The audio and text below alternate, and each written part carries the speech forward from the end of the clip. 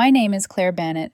I'm 29 years old, and the night my boyfriend texted me that he needed space started out painfully ordinary. I was sitting at my desk in the corner of our open plan office, answering the last email from a stubborn client. The fluorescent lights buzzed overhead, the hum of other people's keyboards fading as my coworkers drifted out for the evening. My phone, face down next to my mouse, buzzed once. I glanced at the subject line on my computer, hit send, then turned my phone over. A single text from Liam. I need some space. Don't contact me for a while. I need to figure some things out. For a second, I honestly thought I'd opened the wrong conversation.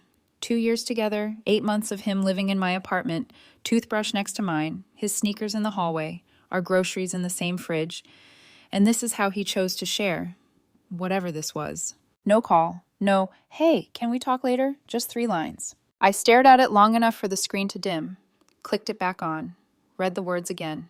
I need some space. Don't contact me. I need to figure some things out. No explanation, no context, no, it's not you, it's me, cliché, just distance. Part of me instantly went into old programming. Call him, Claire. Ask what's wrong. Fix it. Guess what he's feeling before he says it. Play the good, understanding, endlessly patient girlfriend who makes herself small so he can have his crisis. Another part of me, the part that had been slowly waking up over the last few years, just sat there in the glow of my monitor and thought, or you could take him at his word. I remembered a fight from 3 months in when he'd tested me by going silent for a weekend to see if I'd fight for him. I remembered him bragging about how his ex never let him walk away without a scene, like chaos was proof of devotion. I remembered how exhausted I'd been by every relationship where the man spoke in riddles and then blamed me for not solving them. This time he'd been very clear. Don't contact me. My fingers hovered over the keyboard, then typed back. Take all the time you need. I read it twice, making sure there was no passive-aggressive edge, no hidden plea, no invitation to argue. Just a clean mirror of what he asked for. Then I hit send. Before I could talk myself out of it, I opened his contact info, scrolled down, and tapped block this caller. My hands were steady. That surprised me. I wasn't blocking him out of rage or some dramatic flounce. I was blocking him because he asked for no contact, and I know myself. At 1:47 a.m., on a bad night, I'd be tempted to break that boundary for him. So I made it impossible. No late-night bargaining, no breadcrumb hoping, no counting the hours since he last texted. Just off. I closed my laptop, slid it into my bag, and left the office. The city air outside was cool and damp, headlights smearing across wet pavement. I drove home on autopilot, the words of his text echoing in my head like a line from a script I'd already decided I wasn't performing in. The apartment felt different when I opened the door. It was the same space I'd lived in for 5 years. My shelves, my couch, my framed thrift store art. But his presence was everywhere. His boots by the door, his jacket on the back of the chair, his phone charger trailing across my nightstand, a half-empty tub of his protein powder on the counter next to my coffee maker. His life, scattered through my life as if it had always belonged there. I set my keys down and just stood in the doorway, staring at the evidence of us. The past 2 years played in tiny flashes. Our first date, him moving his stuff in one laundry basket at a time, me shoving my things to the side to make room. I walked to the kitchen island, poured myself a glass of water I didn't really want, and leaned my hip against the counter. He needed space. I was giving it to him. The more I repeated that, the steadier my heartbeat became. After a few minutes, I put the glass down, squared my shoulders, and did the most practical thing I could think of. I started packing. First, the closet. Every t-shirt, every pair of jeans, every hoodie he'd temporarily left hanging on my side of the rail instead of his. I folded them neatly. I'm not a monster. I wasn't going to slash his clothes or toss them out the window. Each stack went into one of his large suitcases, the same ones he'd rolled into my place like he was coming for a long weekend and never left. Next, the bathroom.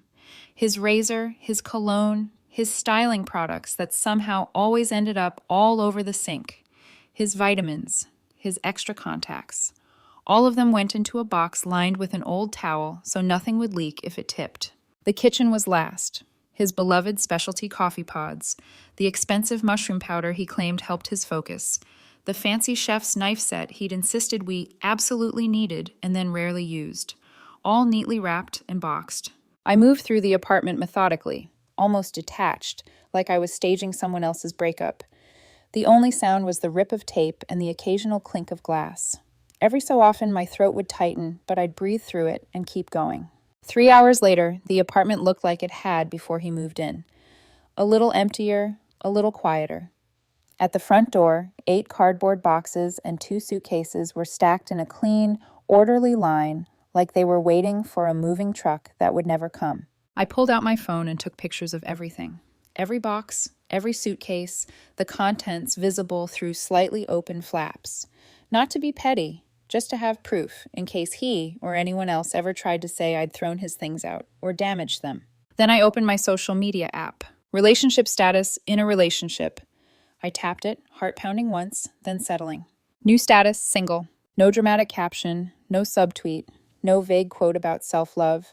Just an update, a simple reflection of reality. Next, I opened a message to his best friend, Mark, the guy who'd helped him haul his furniture out of his old place, the one who absolutely knew my address by heart. Your friend asked for space and no contact. I'm respecting that. All of his belongings are packed and ready for pickup. He can coordinate through you since he specifically asked me not to reach out. I read it twice, making sure there was nothing extra in there, then hit send. Then I blocked Mark too. I called a locksmith. It was late, and the emergency fee made my stomach clench, but I scheduled him anyway. If Liam decided to drop by at 3 a.m. to have a dramatic conversation, I wanted the door between us to actually lock. By the time the locksmith left, my keys felt heavier in my hand. More mine. That night, in a bed that suddenly felt too big, I slept better than I had in weeks. The next day at work, I ate lunch at my desk, scrolling absent-mindedly through an article I wasn't absorbing. My phone lit up with an incoming call from an unknown number. For a moment, I just watched it buzz. I knew who it was before I answered. I picked it up, pressed it to my ear, and said, "Hello." "Oh, thank God," Liam's voice came through, panicked and breathless. "I've been trying to call you all morning." "Oh, thank God," Liam's voice came through the line, panicked, breathless. "I've been trying to call you all morning." I let the silence sit just long enough for it to register. "You asked for space and no contact," I said evenly. "I gave you both." "What? No, Claire, I just needed a few days. Why aren't you answering my texts?" "Because you told me not to contact you," I replied, "so I blocked your number." There was a long, brittle silence. Then, You blocked me?" "You asked for space," I said. "I provided it." "That's not what— Claire, we need to talk about this." "No," I corrected softly. "You need to talk. I'm good." His voice pitched higher. "Where's all my stuff? I came by and my key doesn't work." "I changed the locks. All your belongings are packed and ready. Mark can arrange pickup." "You can't just kick me out." "I didn't kick you out," I said calmly. "You left. Via text, remember?" "This is insane. You're being a complete psycho." I swallowed a bitter laugh. There it was, the script every manipulative man resorted to when a woman didn't crumble on cue. "I'm respecting the boundaries you set," I said. "You wanted space. You got it." "I'm coming over right now. We're going to talk about this." "No," I said. "You asked me not to contact you. That includes showing up at my place." "You can't be serious." "Dead serious. Mark can get your stuff this weekend. I'll leave the boxes in the hallway." I hung up and blocked the number before he could respond. For the next 10 minutes, my phone erupted with calls from new numbers. I blocked them one by one, like whack-a-mole. Then Mark called. Blocked. Then his sister. Blocked. His mother. Blocked. It was almost peaceful after that. Saturday morning, I was making coffee when someone pounded on my front door hard enough to shake it in the frame. "Open up!" A woman's voice, furious. "I know you're in there, Claire." I set my mug down, walked to the door, and opened it. Lily, his best friend, cheeks flushed, shaking with indignation. "What the hell is your problem?" she snapped. "I don't have one," I said. "Just respecting boundaries." "He asked for a few days to think, not for you to— You nuked the entire relationship." "He asked for space and specifically told me not to contact him," I said. "I'm not a mind reader." I took his words at face value. "You're being a child. He loves you. He just needed some time." "Time for what exactly?" I asked. Her mouth opened, closed, opened. Nothing came out. "Right," I said. I stepped to the side and gestured to the stack of boxes neatly arranged in the hallway. "His stuff is here. Take it or leave it, but he's not coming inside." "This is his home too!" "No," I said. "This is my apartment, my lease, my name. He lived here as my boyfriend. Past tense." Her face went crimson. "You are going to regret this so badly. He was the best thing that ever happened to you, and you just— The best thing that ever happened to me, I repeated. Sent a breakup text and now wants to act surprised that I took it seriously. It wasn't a breakup text. I need space. Don't contact me, I recited. Sounds pretty final to me. She snatched up 2 boxes, almost dropping one. You're in... I'm someone who listens when people tell me what they want, I corrected. There's a difference. 3 angry trips later, she had everything loaded into her car. Before slamming the door, she glared through the open window. He's going to make you pay for this. Can't wait, I said, waving pleasantly. She peeled out of the driveway. The hallway fell silent again. The next afternoon, while I was slicing vegetables for lunch, the intercom buzzed. This is the front desk, my doorman said. You have a visitor. Who is it? There was a weighted pause. It's his mother. Ah, of course. I'll come down. I stepped into the lobby and immediately spotted her. Immaculate blazer, pearls, arms crossed like she was presiding over a disciplinary hearing. Claire, she said sharply, we need to have a serious discussion about how you've treated my son. There's nothing to discuss. You humiliated him, she said, changed your relationship status publicly, threw his belongings out like garbage. I packed everything carefully, I said, and I updated my status because I'm single. He made that decision. He did no such thing. He needed time to think. About what? Her lips flattened. That's between you and him. There is no me and him, I said. Not anymore. He ended that with his text. You are being deliberately obtuse. I'm being literal. He said, don't contact me. That sounds like the end of a relationship. My son wants to speak with you. He had every opportunity to speak before sending that text. He chose not to. That's on him. You owe him a conversation after 2 years. I don't owe him anything, I said. He made his choice. I made mine. We're done. Her eyes iced over. Our family lawyer will be contacting you. For what? I asked. Packing his things safely?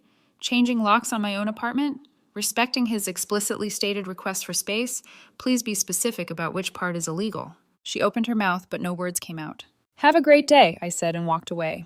That night at 9:04 p.m., my work email pinged. Subject line, please read this. I shouldn't have opened it, but I did. You can't ignore me forever. I deserve an explanation for why you threw away 2 years over a simple request for space. This is ridiculous. Call me. We need to fix this. I know you're reading this. I forwarded it to myself for documentation, then deleted it from my work inbox. The next morning, there was a second email, then a third, then 6 more. Anger, pleading, confusion, accusations, demanding, begging, threatening heartbreak, begging again.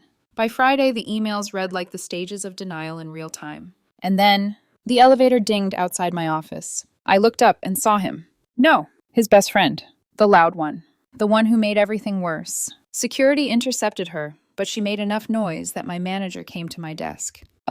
Claire, he said gently, there's someone trying to get to you. Perfect. Just perfect. My manager hovered awkwardly beside my desk. There's someone downstairs trying to see you, he repeated. Security has her in the lobby, but she's causing a scene. Of course she was. Thanks, I said, exhaling. I'll go down. The elevator ride felt too bright, too reflective, my own face staring back at me from the brushed metal walls, jaw clenched, eyes tired. When the doors opened, there she was. Lily, again, arguing with the security guard, hands flying, voice echoing through the marble lobby like an angry siren. I need to talk to her, she snapped. This is important. Ma'am, the guard said, you need to step back. I'm not leaving until...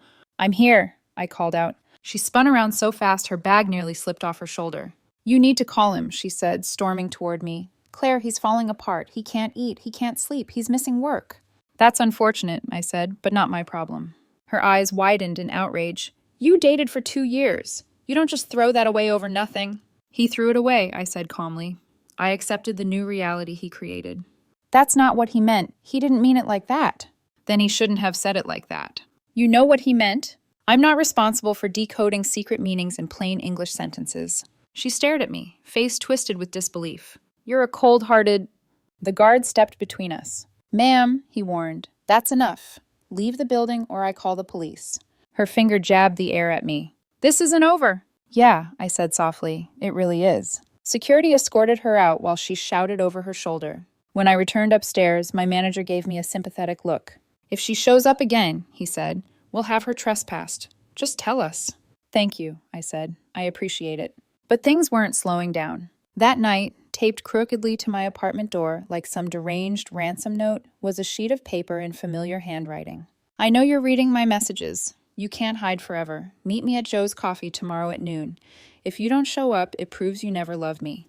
This is your last chance. I took a photo of the note, added it to the folder of evidence I'd started keeping, then peeled it off and dropped it straight into the trash. The next day at noon, I was exactly where I wanted to be, at my desk, eating leftover pasta and enjoying how quiet my phone had become with every new number blocked. At 12:14 p.m., another work email arrived. You didn't show.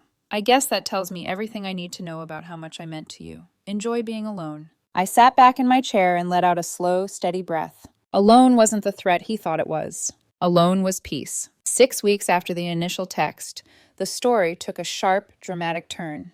One I should have seen coming.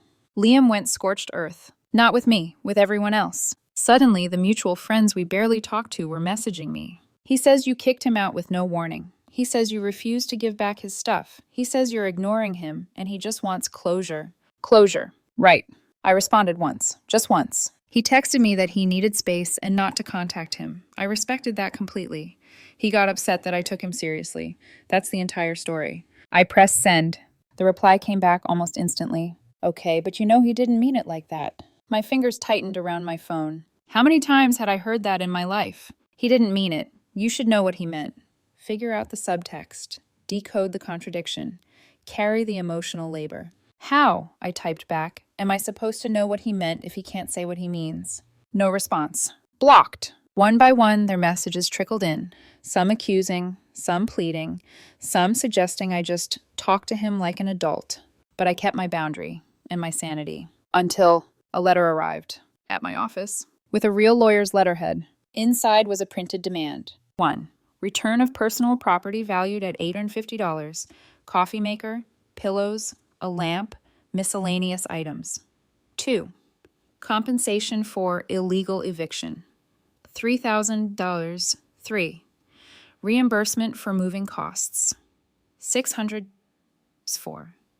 A formal written apology for emotional distress. I looked at the paper, read it again, then laughed.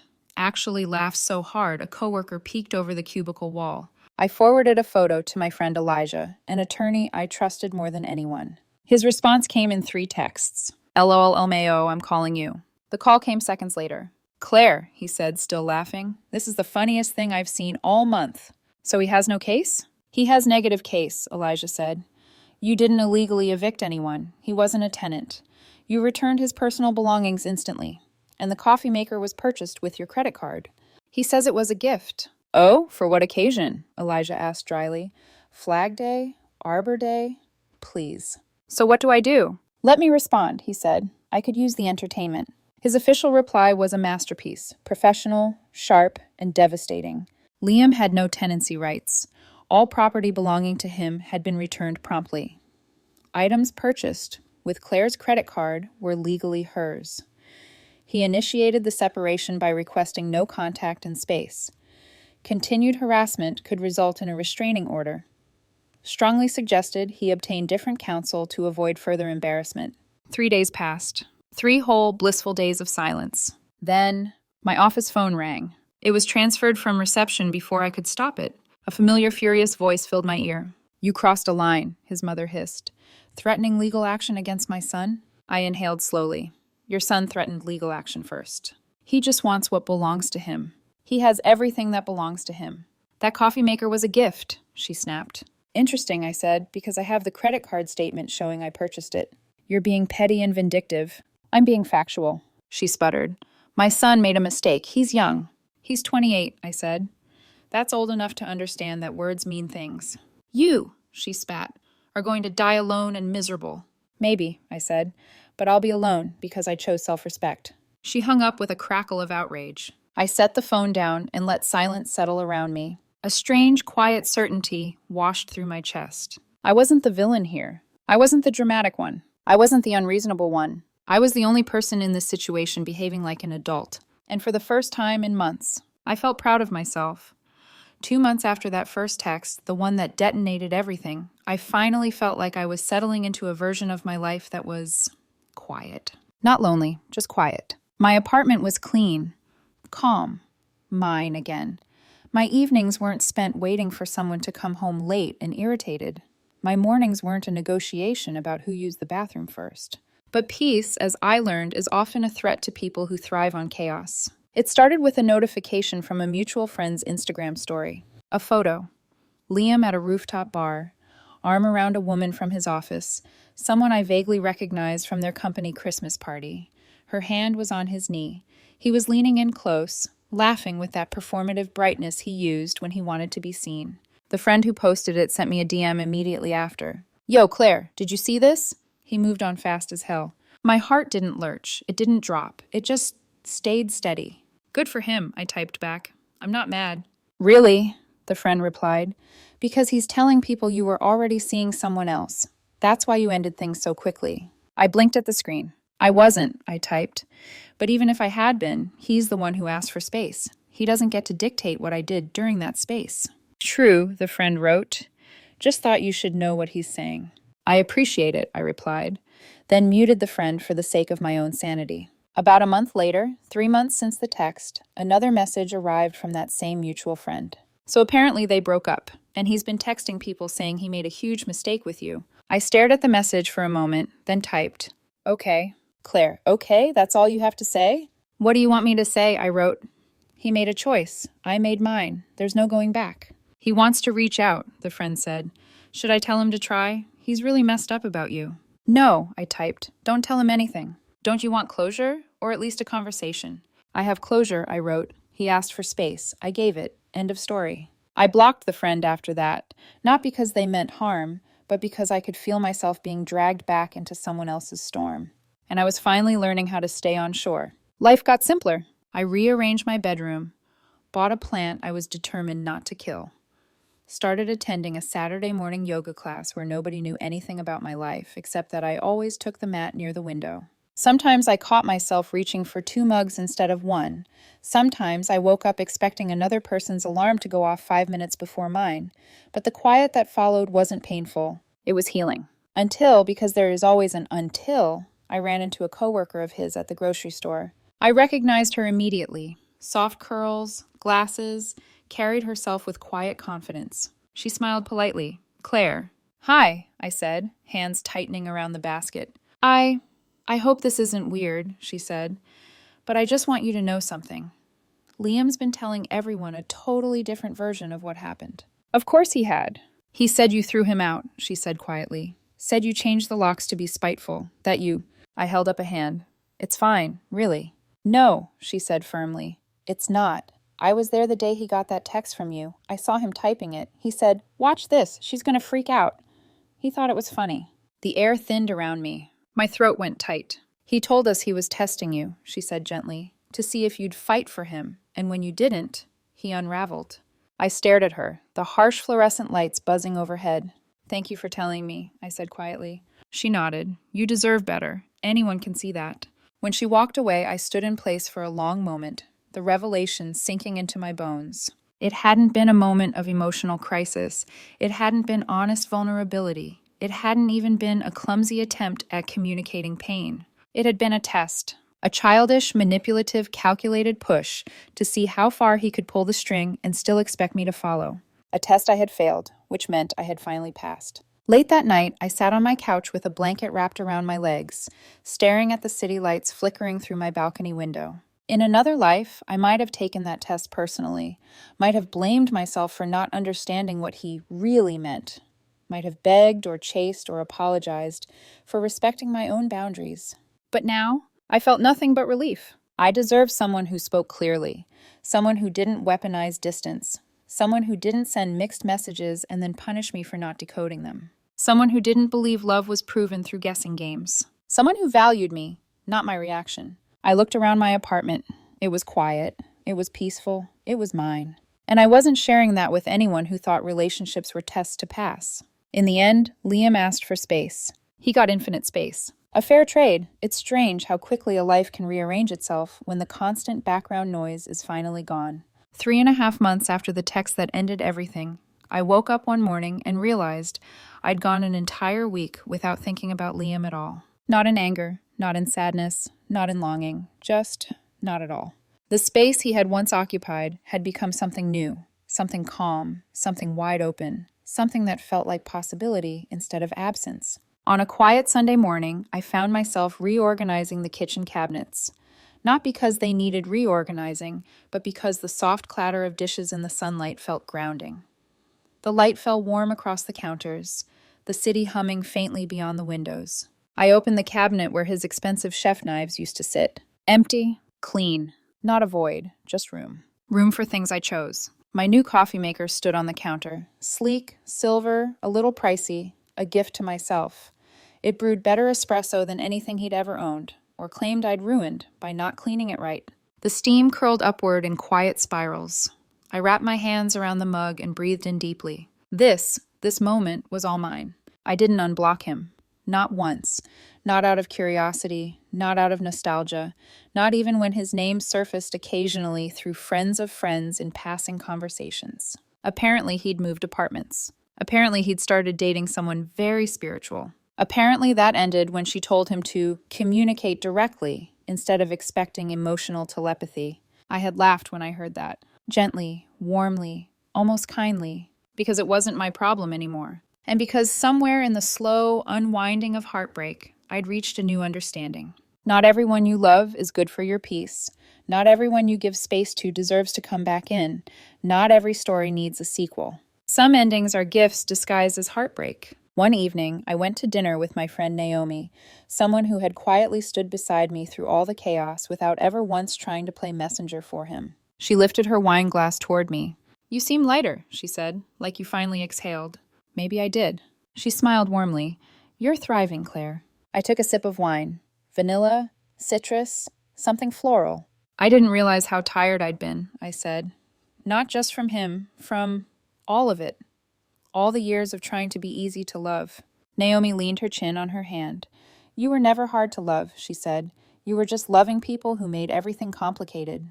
I felt the words settle somewhere deep inside, like truth finally finding the shelf it belonged on. After dinner, the two of us walked back through the city. The sidewalks glowed with warm lamplight, and the breeze carried the smell of nighttime rain. Everything felt a little softer, a little quieter, a little more mine. Later that night, I sat on my balcony with my journal, a new habit I'd picked up to give shape to the quiet thoughts that used to be drowned out by someone else's noise. On a blank page beneath the city skyline, I wrote, "I deserve clarity. I deserve peace. I deserve someone who says what they mean. I deserve someone who doesn't need tests to feel loved." And for the first time, I believed it without flinching. A faint vibration buzzed on the table next to me. A text from an unsaved number. I stared at the notification, not because I thought it was him, but because I didn't even care if it was. That's how I knew I was free. I let the phone buzz twice more, then flipped it face down. Some storms don't return when you stop standing in the rain. Some people don't follow you when you walk toward the light. Some chapters don't reopen just because someone knocks. I looked out at the city lights, glowing like 1,000 small promises. My apartment was still. My heart was steady. My future was wide open. And I realized something simple, something quiet, something true. Space had been the best thing that ever happened to me. Not the space he demanded. The space I finally claimed. The space I filled with myself. The space that belonged to me alone. I breathed in the warm night air and whispered, more to the stars than anything else, "I'm okay." I really was. And I was finally ready for whatever came next.